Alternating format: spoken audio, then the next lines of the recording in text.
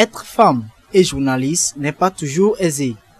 À part le sexisme dont il faut faire face, il y a également le statut de la femme qui confère un certain nombre de responsabilités. Mais s'organiser reste la meilleure arme. Fonctionner dans un environnement tellement maso parce que les hommes sont durs, les hommes sont rudes avec les femmes, ils ne leur laissent aucune place pour qu'elles puissent s'exprimer. Donc les femmes, et moi je me distingue principalement par la qualité de mon travail, par la qualité de mon sérieux, par la qualité de mon rendu et par la qualité des rapports que j'entretiens avec les sources.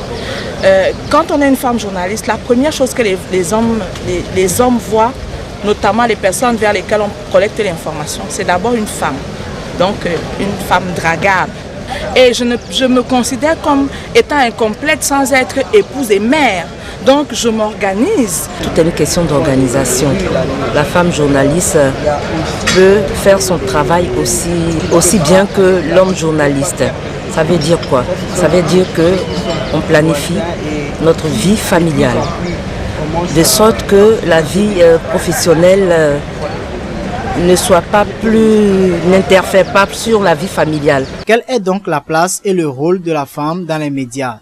C'est justement le thème à l'ordre du jour des 44e Assises de l'Union de la presse francophone. Une rencontre qui a été officiellement ouverte ce jeudi. Le Togo s'honore du choix fait par la section internationale de l'UPF de le voir abriter les présentes assises qui s'ouvrent sur une problématique tout aussi importante que celle de la place des femmes dans les médias francophones. Permettez-moi de vous formuler quelques recommandations.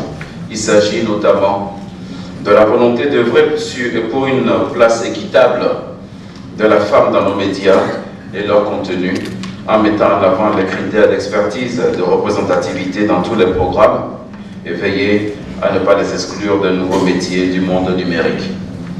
Du 25 au 29 novembre, 300 journalistes venus de plusieurs pays de la zone francophone vont débattre des sujets tels le pouvoir médiatique au féminin, journalistes ou femmes journalistes dans les zones de crise pour ne citer que cela.